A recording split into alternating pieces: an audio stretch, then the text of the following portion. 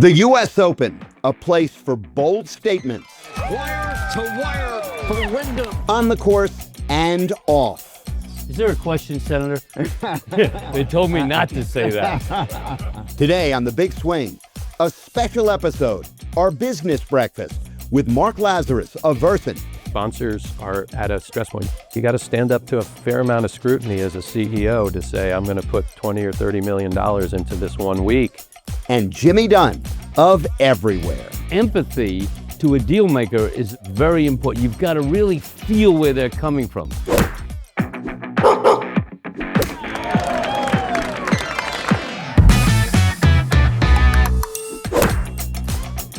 Hi again, everyone. Jimmy Roberts. Thanks so much for joining us once more here on The Big Swing. Special episode today. A couple of power hitters from the game of golf.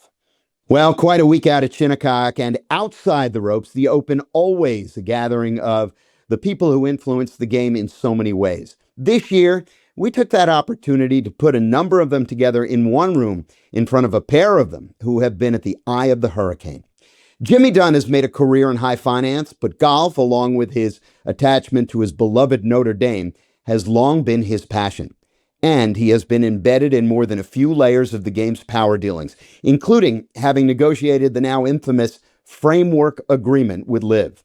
We'll talk Dunn in just a moment, but up first, Mark Lazarus, a man who has negotiated sports media rights deals for a generation, including for the Olympics, the U.S. Open, the NFL, the Ryder Cup, and the PGA Tour. He is now the CEO of Versant Media, parent company of Golf Channel. It was quite a morning. I'm going to go out on a limb and just say that you think golf is a good business. I think golf is a great business, and it's a key pillar for us at Versant. I really believe that Golf Channel is the network of record for all things golf, and that we are about the fans and about bringing the culture and the lifestyle of golf to each and every person that watches us or interacts with us in any way. We've got an amazing tee time platform in GolfNow. Last year we booked over 40 million tee times. That's a big, successful business that connects people with the games. It's a niche sport, but that niche is filled with incredible passion, incredible engagement, and people with discretionary income. You know, a few years ago, we at Golf Channel did the T-less driver. There you go. The T-less driver. Nota Begay was our spokesman, and it was a product that we found, that some of our team found, and we couldn't keep them in stock. Yeah. And it was great.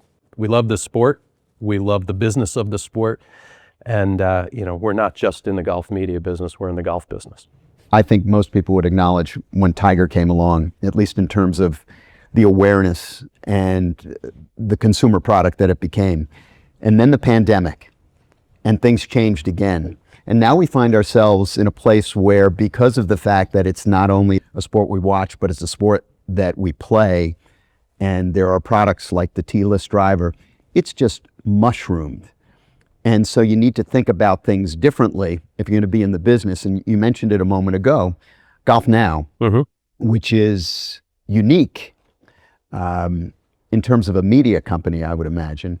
But also, the fascinating thing to me is considering how much of the revenue of the company that it represents. It's amazing to me that that didn't even exist.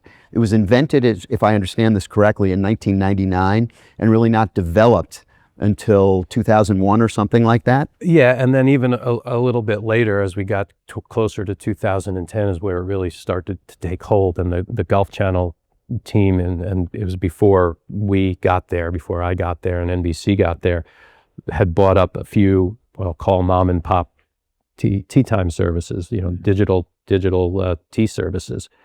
And we then started to invest. When we came in, we saw the opportunity to have a digital transactional business and utilizing the power of Golf Channel to drive adoption.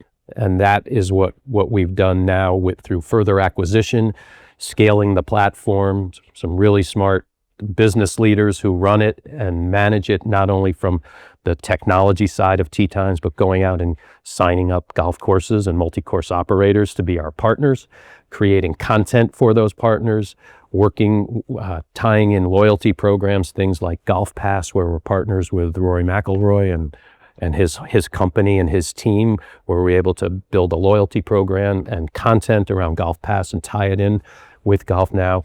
And the ability to connect golfers with golf is what we all want to do, right? Everyone wants access to golf.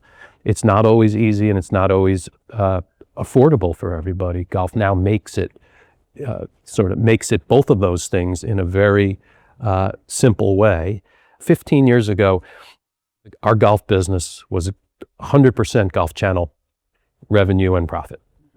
Today, Golf Channel represents about 50%, and the other 50% is GolfNow, GolfPass, and a software business that we have that we use to help golf courses manage their inventory, manage their F&B, and the technology of the tee sheets. And that's a model for our company to be able to diversify revenues, not just into pay TV, but out of pay TV, but in adjacent businesses. And golf, to me, is sort of the role model for the rest of our businesses. And the GolfNow example is a fantastic one. And I don't think over the last 10 or 15 years, most people didn't realize that Golf Channel even owned GolfNow. Right. It ran on its own brand and just used the power of Golf Channel to make sure people knew it was there and available, and that has driven adoption. So with that as an example, I know that's probably gotten you and your management team to think about, so that's probably an unconventional asset to have in our portfolio, but a productive one. It is. So have you started to think about what else could we do? Yeah, well, we do have one other that's, that is akin to that in Fandango, movie ticketing business tied to our entertainment business. It's movie ticketing and it's, home video. You can buy and rent TV series and movies through Fandango at home. And that is also a growing and scaling business. So yes, we believe this model in how we're going to do it across all of the portfolio. CNBC is another example where we're building out a new digital direct-to-consumer platform for the retail investor. And that's a way for us to expand what we do, not just on television, but become a tool and a product in people's lives and in things that they're passionate about. Passionate about golf, passionate about money, passionate about, investing. And in some cases, it's so we that will be part of our company's strategy, and it's an important part. Yeah, well, but what about specifically for golf? I know how much you love golf. I know how much you love to play. Yeah. Is there anything that you can see on the horizon of a product that might not necessarily be conventional for a media company that might be a way to get involved? I think there are a variety of opportunities, not just in what we can do to expand GolfNow, but in the golf technology space, in the non-traditional media. I mean, we're partners with Big Swing. We're partners with Pro Shop and Vanity Index. We're partners with Smiley Kaufman and his podcast, partners with Gary Williams and Five Clubs. And we think that's a way for us to be relevant to our consumer every day. I mean, you guys do a wonderful job of bringing in more interesting people than me to talk about the game, and what it really is about getting people who want to talk about the game, whether it's people in the industry or celebrity, and making sure that our viewers see golf as relevant every day and making it fun. And candidly, the less that it's about the host and the more it's about the guests, the better. I mean, you've done this for a long time in lots of different mediums and in lots of different sports. It's about the story and the people you're talking to and how that's relevant to the viewer that we're trying to keep on our air each and every day. The strange thing to me, it's not really strange, but the thing that I find just endlessly fascinating is how golf connects so many people. I mean, a couple weeks ago, we had the actor Ed Burns on. He's got a new golf film out. He was in, The Brothers McMullen and Saving Private Ryan. He's had a really, really nice career. But he's become obsessed with the game of golf. So he made a golf movie. And it's all part of this kind of mushrooming of the golf culture. And, it gave birth to this whole thought about what's next. Yeah. Well, there's definitely more content being made, fiction and nonfiction, around golf. I mean, you look at Apple TV did Stick Yep. with Owen Wilson, and Will Ferrell's got a series coming out. So golf has become, reemerged in pop culture or as part of the entertainment value, not just the sport itself and the stories around golf. But your point about connection, I mean, in my life, the number of people that I deem friends, important business contacts, people that I admire, that I've met through the game of golf is far bigger through golf than through any other individual part of my life, save maybe college. Let's talk LIV for a minute, because it's obviously been a very, very significant part of the golf ecosystem for about 4 years now. Some people have called it disruptive. Other people have called it damaging. I don't want to say I don't want to say the episode is in the rearview mirror now, but I think clearly there's been a significant turn in the way this story is going to be written. How do you see what the last 4 years have done to the game? I would say it's been the kindest thing I can say is it's been a giant distraction. I think it took some of the best players and put them on different playing fields instead of the same playing field each and every week or most weeks. And I don't think that was good for the game. That being said, we went from spending all of our time talking about FedEx points and, who's going to be the money leader or really who's going to lead to win the tour and the tour championship, to talking about money, and the game became all about money. And I don't think that was good. I don't think the general population really wanted to hear athletes and business people who are all doing quite well talk about how much more money they can make or should be making. I think that was a little bit unseemly for the game. I'm grateful for the people who put in the energy and the effort to try to bridge the gap, bring things either together or end it. I think it was important that happened. I think it probably could have been nipped in the bud a little earlier, before it got started and became such a big distraction. But it appears now that we're on a path that it will have its role and have its place. At least that's what they're saying. We've not talked to them about that. And that the PGA Tour is the place that the best players and has the best events and will continue to do so. Let me ask you a question. I'm not sure if you can answer this one. Had LIV survived as a new media entity, would you have talked to them about potentially doing a rights deal? We're partners with the PGA Tour, and we wouldn't probably put on a competing league, and that would never be part of our strategy, at least while we're important partners with the PGA Tour. So while that deal's in place, we're obviously talk to them and be courteous. We know the people at LIV, and they've been around the sports industry for a long time. But our loyalty and partnerships with the PGA Tour. Let's talk rights fees for a moment, and not starting with golf, because the king of the hill is the NFL, as everybody knows. And the NFL is talking about opening the negotiations for a new deal. And I thought Brian Roloff said something really, really interesting at the Players' Championship. He described the total universe of sports media spend out there as $30 billion. Yep. Presently, the NFL gets about $12 billion of that. And they have their sights set on maybe 1.5 to 2 times doubling it, all right? Something in that neighborhood, all right? So let's just say they get to between $22 and $24 billion, and the total spend, which is now $30 billion and apparently goes up about 1% a year. That doesn't leave an awful lot left over. What do the next few years look like for products like golf in light of the NFL negotiations? So I do believe the NFL, they have the right to reopen their contract after the 2029 season. They are talking about accelerating that. That's between them and their partners. After being tied to the NFL for many years at NBC, we're no longer part of it at Versant. So I look at this as opportunity, and I'll get to that in a second. Yeah. But I do believe that the NFL will gain more rights fees. Their value is tremendous. And I think that's going to cause those who have to pay those rights fees or choose to pay those rights fees to make choices on what they spend the rest of their money on. I do think sports rights will go up more than 1%. I think the value of sports to television, live television is the most important thing on air right now, whether it's live news, live sports, or live events.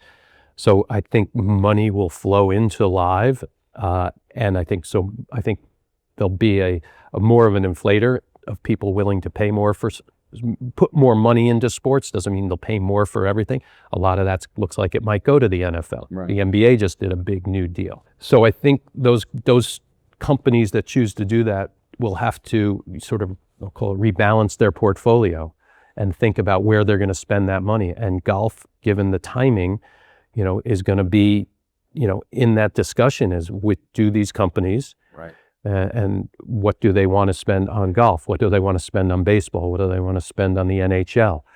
Those are kind of the next few things that come up. And we, as a new company, very steeped in golf, obviously want to maintain our position in golf. As I said, the network of record for all things golf. And again, that's covering live golf. But we've expanded, we not just have the PGA Tour, we have our USGA relationship, our R&A relationship, a big relationship with the LPGA. We do a lot in college golf. We do all the NCAA championships. We've created events around college golf. So that's a really important part of our portfolio. We think we can be a stabilizing force with the tour, and forget the numbers, whether the rights fees go up or down. We think we're an important part of that.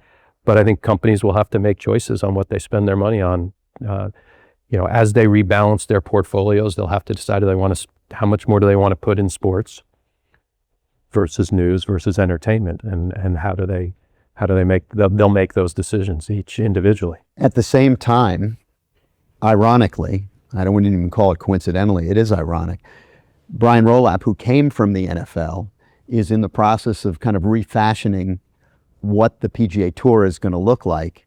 And you would imagine, and he said as much, that he's going to be looking for more value because he now has people to answer to. Private investment has come in. That, as a former salesperson, has got to put in your mind an interesting scenario, because if he's going to raise what golf is going to cost on the PGA Tour, that's going to put a lot of pressure on sponsors, isn't it? It will. I think the first thing they have to do is prove that they're creating more value. Okay. They've not really articulated publicly what the schedule, what the formats will be. When they do that, we will evaluate the value to us and what value we bring back to them. All things being equal, hopefully, I hope they can create more value for sponsors. I think the sponsors, are at a stress point. If you're going to sponsor a golf tournament, if you're going to be a corporate sponsor of a golf tournament, you got to stand up to a fair amount of scrutiny as a CEO to say, I'm going to put $20 or $30 million into this 1 week. And, is it the best thing for my shareholders? What does my board think? Is it good for my employees? Is it good for the community where our headquarters is? A lot of those answers are yes, but I think there'll be more scrutiny on it by each and every CEO if the tour is trying to raise those prices. Again, if they can show that they're bringing more value, you can justify it. Have you thought at all about what you would like to see in this new arrangement, this new schedule from the PGA Tour? We would like to see the best players playing more often. Which is what Brian has said that he wants. There will be, and they're calling it 2 tracks. And in the second track, there'll be, everyone who has a PGA Tour card is an amazing golfer. They all just don't drive ratings. So we've got to figure out a way with them to build up more name brands. But right now, sports are star-driven. And the more we can get the stars playing against each other, I think the better for the sport. We want to make sure that golf fans who really are our customers and who the sponsors are interested in see quality matches, quality events all year round, or nearly all year round. Did you see Rory's comments about the schedule? He said I this did. week. I thought it was very, very interesting. For those of you who didn't see the comments, he was asked about his thoughts on the schedule, and he said that basically this two-tier system would be creating a glorified Corn Ferry tour, and that maybe the way they used to have it might have been really the model that was best. You know, I think as we all look back, you know, pre-LIV, it wasn't so bad.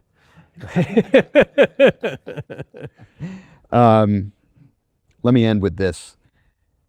This is about business and it's about golf. What do you think the biggest challenge for the business of golf? Not only the business, your business of golf, but the business of golf. What's the biggest challenge that lies ahead?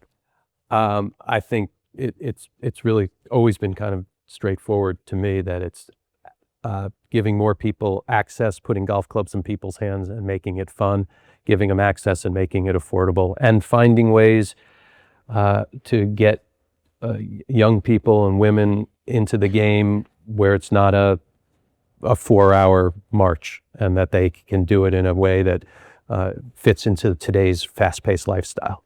And I think the more we can put, again, golf clubs in people's hands and make it fun, whether it's on a golf course or in a indoor facility that has an amazing technology that makes it, that gamifies it, I think there's a tremendous amount of opportunity. And then I think we've got to give them fun content. We need the personalities of our stars to come out more too.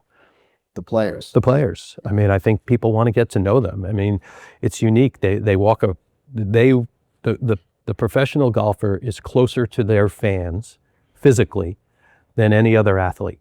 They don't come like gladiators into a stadium in most cases, maybe at the first tee of the Ryder Cup. But other than that, they're on the rope line. They're talking to their fans, and the players that have become popular have interacted with the fan base. And you know, certainly, I think that's good for the game because you know these at the end of the day, you know, fans want heroes, and heroes can do a nice thing by interacting with their fans and creating more fans. I'll tell you.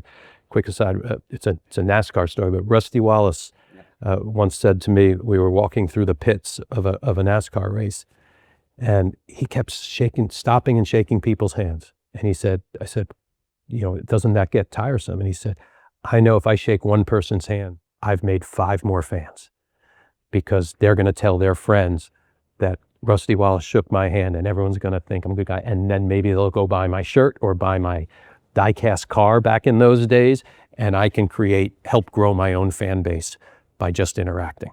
And I think golfers are unique in that they are so close to their fans that the more of that, the better. Yeah. And it's not a natural instinct because you're so focused. Yeah.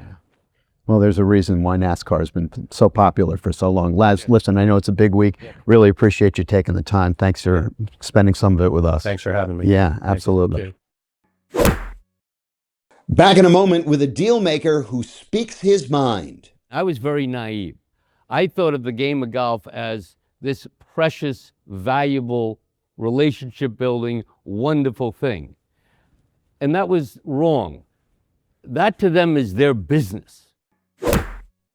All right, time now for Powering the Women's Game, presented by Chevron. When Nelly Korda took the U.S. Women's Open earlier this month, she walked out of Riviera as the highest paid winner in women's major championship history, pocketing $2.5 million in prize money. It's Korda's 4th major title and her 3rd win of 2026. The 27-year-old American also carries a portfolio of blue-chip sponsors, including BMW, Nike, Goldman Sachs, Delta, and Richard Mille. For brands watching the women's game, she may be the answer to a question they've been asking for years. When does women's golf produce a star who moves products, not just leaderboards? That's Powering the Women's Game, presented by Chevron. There's a new voice in the business of golf. The big swing inside the new golf economy. Is just incredible. A twice weekly newsletter from me, Jimmy Roberts, and the team here at Big Swing Media covering the companies, capital, and power players shaping the business of golf. If you look at our technology, for example, we have moving floors. I'm bullish on the future of golf. Full Psycho Golf. Subscribers will get high-quality reporting from the best in the business, insider access to the perspectives of decision makers, my offerings on the state of the game, and access to subscriber-only quarterly events and gatherings featuring special guests. The path for me was, how can I teach golf? We're offering a free 2-week trial and special 15% discount if you join us during our launch period. What a great game this is, Jimmy. If golf is your game or part of your business, go to bigswingmedia.news and join our community today. Jimmy Dunne is not only an enormously successful Wall Street deal maker, but a man absolutely consumed with golf. Among other things, he's the president of Seminole Golf Club. He's a former PGA Tour Policy Board member who negotiated the now infamous Framework Agreement. He is also seemingly incapable of skirting the issue. We talked about it just a moment ago with Mark. Golf has absolutely blown up, whether it's participation or ratings and investment. Why? Well, no question. First of all, I'd like to defer my time to Mark because he knows a lot more about the business of golf than I do. That'd be the first thing I should do. But I think COVID had the biggest effect of all. And basically, people really got out to play. And like we all know, we all love golf. When you get out there, the relationships you build, the experience that you have, the people that you meet, like I get really excited to this day pulling up to Seminole, to Shinnecock, to Cypress Point, to Pebble Beach, to, I'd like to go to Montauk Downs. I get really excited about coming in the parking lot. And I think a lot of people really experience that. I think it's an unbelievable family game.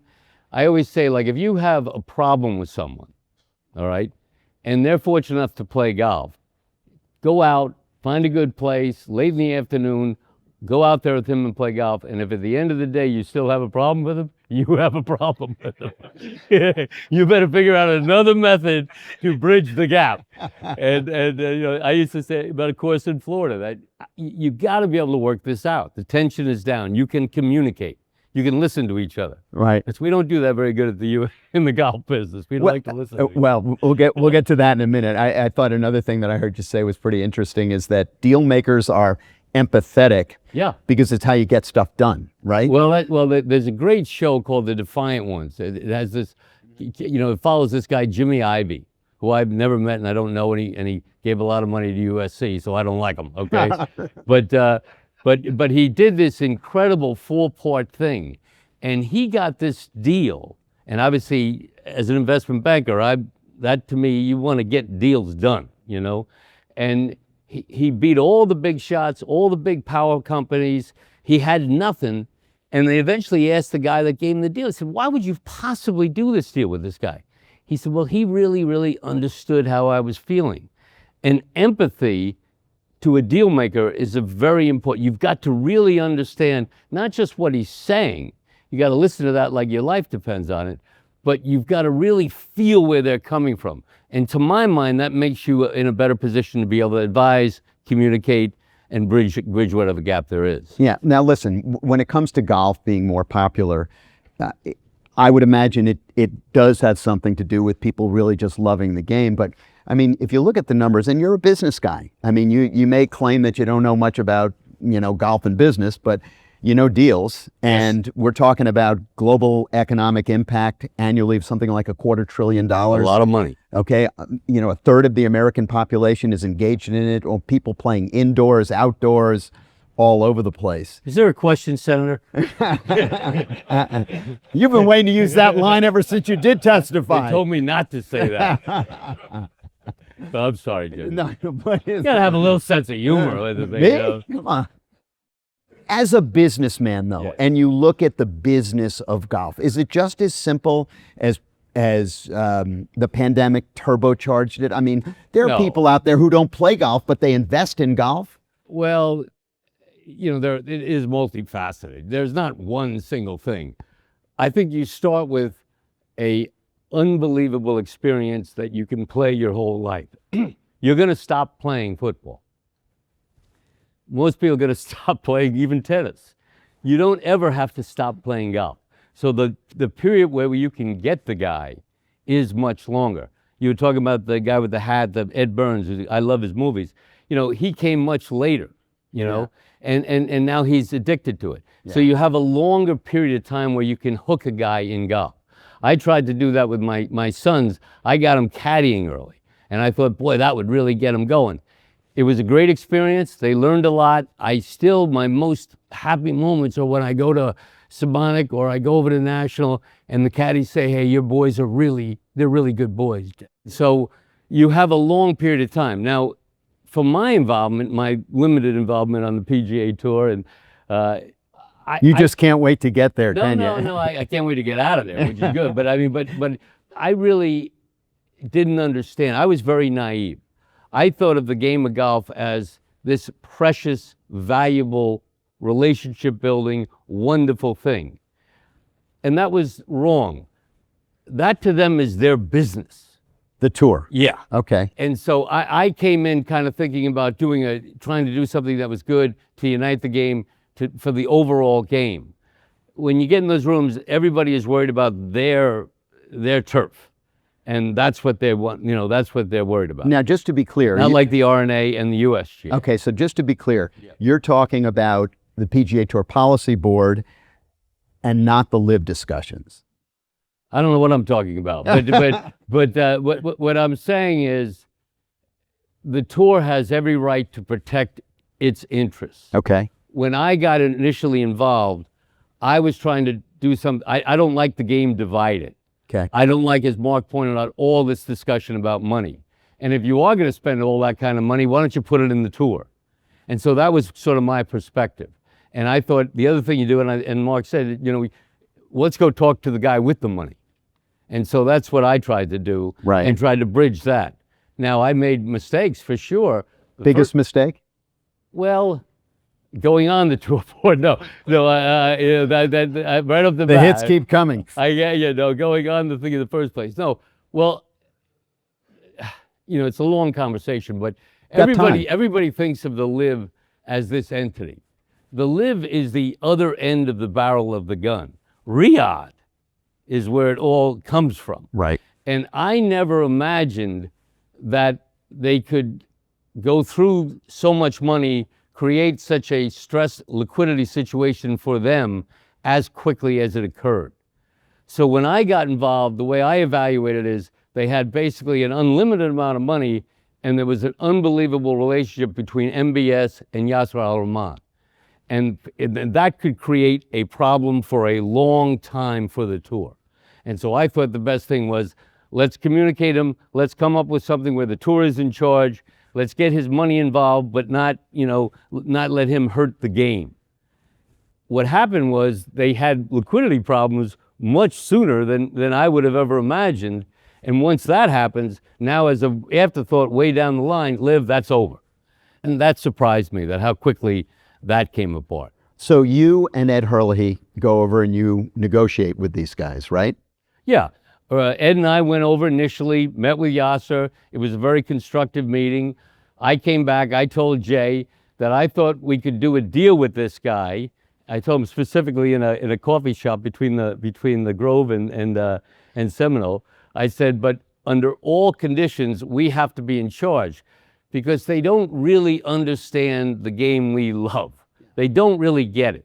Like I remember a DJ had asked me to play with him before this all started. And I told him, he had asked me, I didn't want to because, he was that guy. My best friend was the chairman of the board of the tour, Ed Hurley. So I declined. And I said, I regret that. I wish we had played. I could have known you. Maybe I could have helped sooner. And I said, where did you play? And, he didn't really remember. So I named a few courses. And then I said, did you play Seminole? Now, knowing he didn't play Seminole. And he said, no, I don't know Seminole.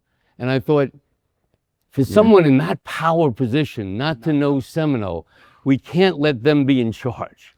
And that was the point I made to Jay, and that's what the framework agreement established.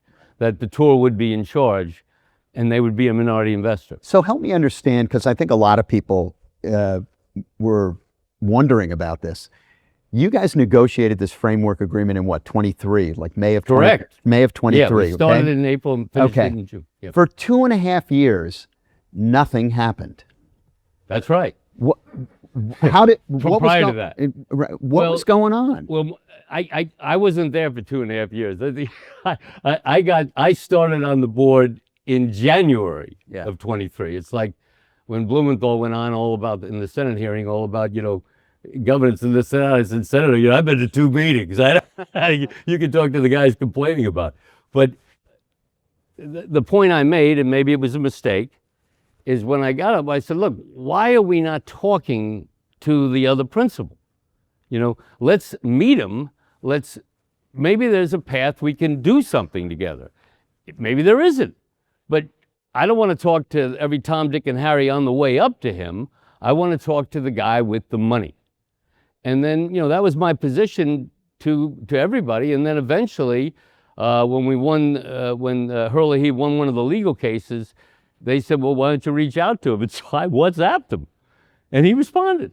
And then we met. And it wasn't that complicated, And then I thought, we could possibly do something where he could be a constructive person within the tour rather than a completely disruptive person outside the tour. All right. So now we've arrived at a point where private equity, although the tour likes to say that it's not private equity, it's just investors, they've arrived and own a percentage of the tour. I think it's 12%. Correct. Okay?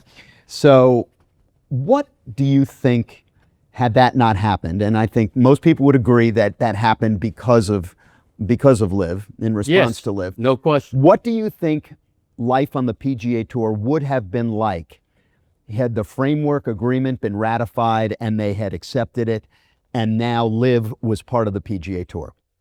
Well, that's a lot of speculation, Jimmy. But let's show that. I voted for the private equity, the investors. I voted for that group to make an investment, and I am rooting hard that this ends up being a positive thing for the whole tour. We had a number of different proposals. They were by far the best proposal. There was some critique that they were not golfers, didn't know anything about golf. Some people viewed that as a positive, and I thought, well, he didn't know anything about soccer, and he built a lot of value over there too. So I voted for it, and I hope it really, whatever they come with in several weeks, the announcements are good.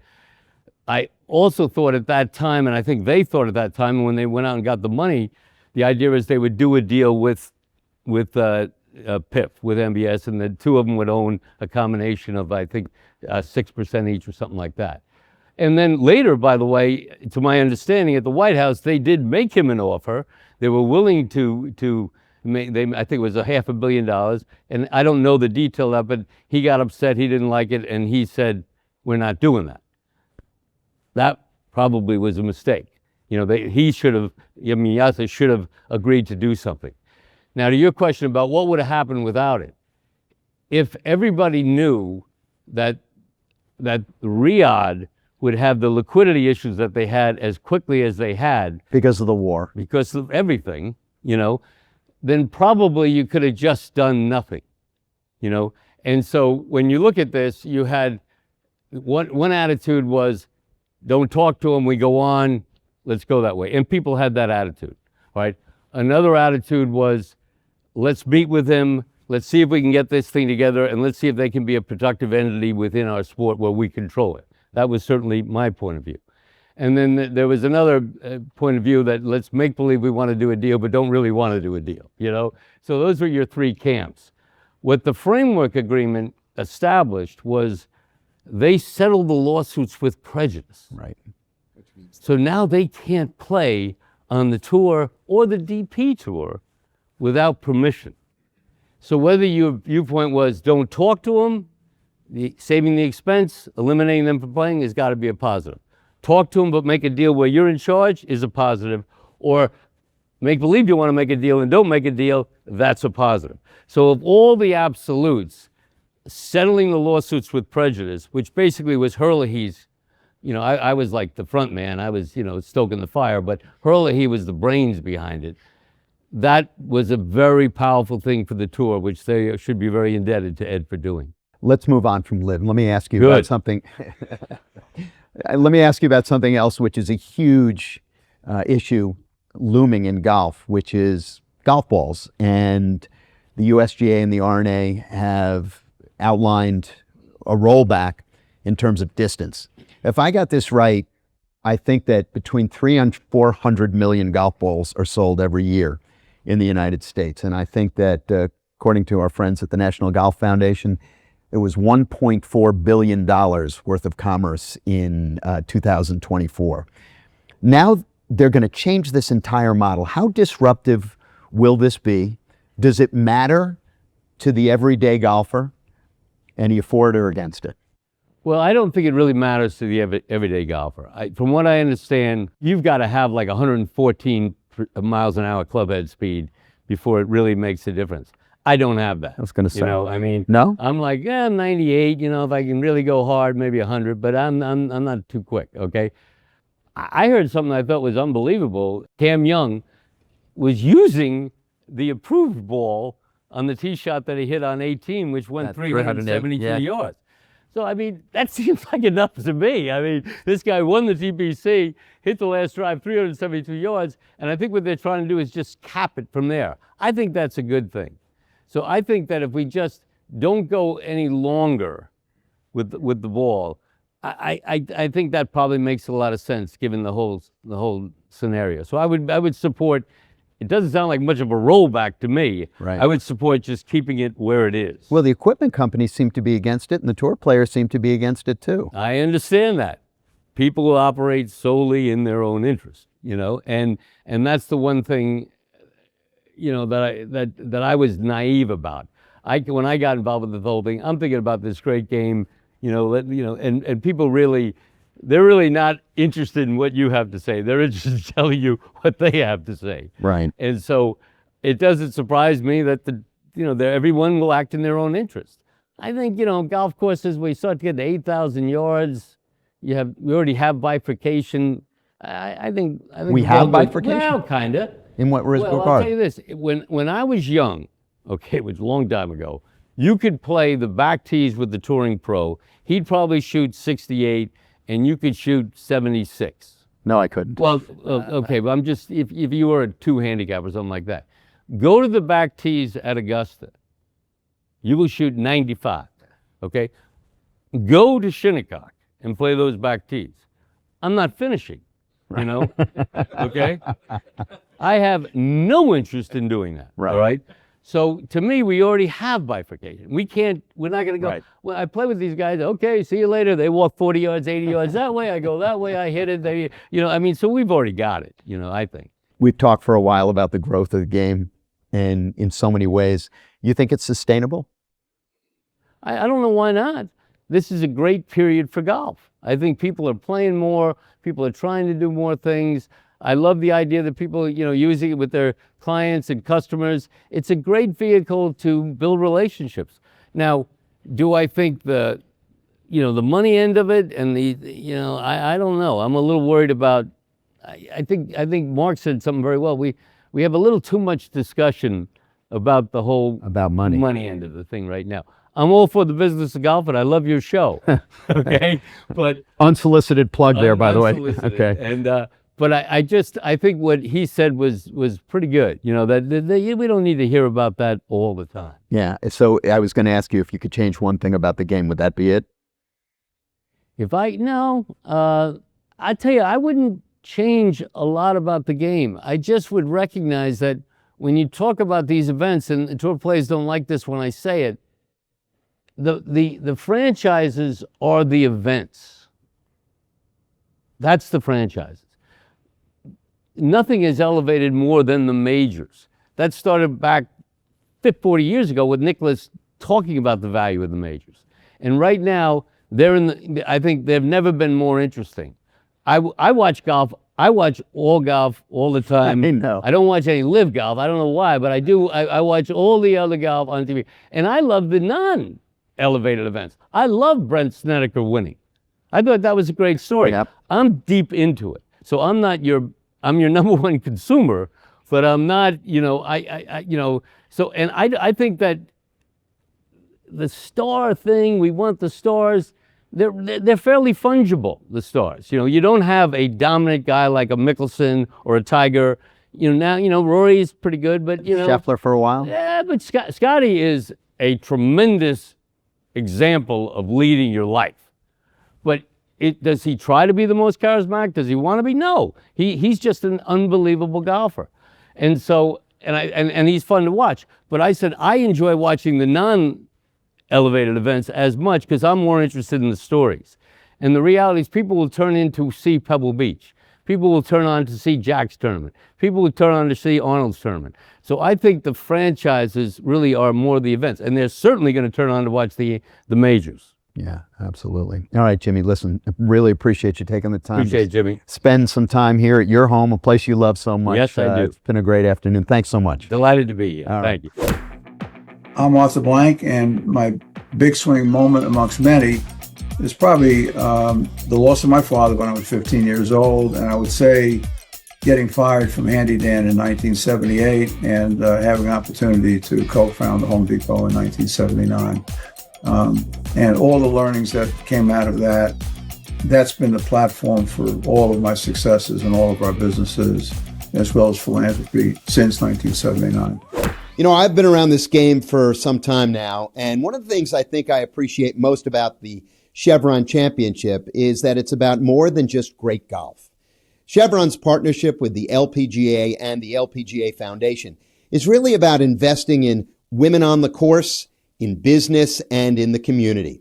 It's about opening doors, giving back, and making sure the work doesn't stop when the last putt drops. Because when you invest in women in sports and leadership, you're investing in the future for all of us. And honestly, that's just the right thing to do.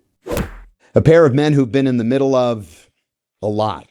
Another good one for you next week. Hughes Norton, the one-time representative of both Tiger Woods and Greg Norman, among others. He talks about agenting, getting fired, integrity, and a whole lot more. You really needed a protagonist like Greg Norman. I mean, to be out there and fly the flag for this new tour. As a former player, as a former major champion, to go speak the language and recruit the Koepkas and DJs and so forth. At the same time, I think he really turned the Rorys and Tigers who were defending the tour really the other way. Thanks so much for joining us here on The Big Swing. Remember, we're here every Tuesday on Golf Channel, then Wednesdays, wherever it is that you get your podcasts. I'm Jimmy Roberts. We'll see you next week. The Big Swing with Jimmy Roberts is a production of Big Swing Media. Fred Buescher, CEO, and Jimmy Roberts, COO.